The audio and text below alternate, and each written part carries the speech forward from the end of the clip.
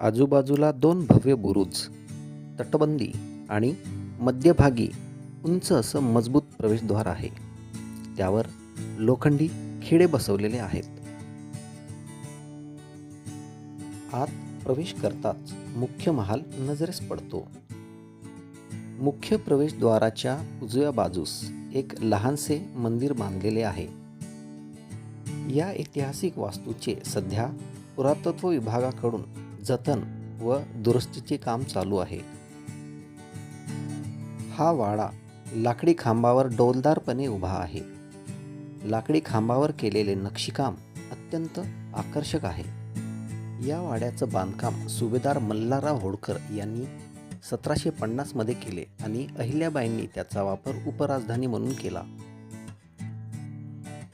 महादरवाजा उघडताच इथं दर्शनी भागात एका दालनात होळकरांची राजगादी ठेवलेली आहे आणि त्यावर राजमाता राणी श्रीमंत अहिल्यादेवी होळकर जेव्हा चांदवडला येत तेव्हा याच राजगादीवरून न्यायदान करत.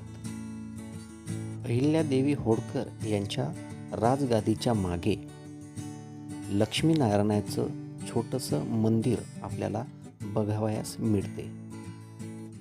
महालाच्या आत गेल्यावर मध्यभागी जवळपास 60 बाय 60 फूट एवढी जागा मोकळी आहे.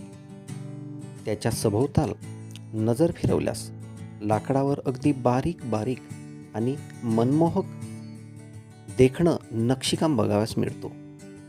चौकाच्या चारही बाजूंनी वेगवेगळी दालन, त्या दालनांचे लाकडी खांब आणि त्या खांबाच्या वरच्या भागावर काष्ठशिल्प, आडव्या तुळईवरच्या बारीक वेलबुट्टी आणि असे कोरीव लाकडी खांबाचे एकावर एक असे 3 मजले अशी ही भव्य दिव्य इमारत आहे.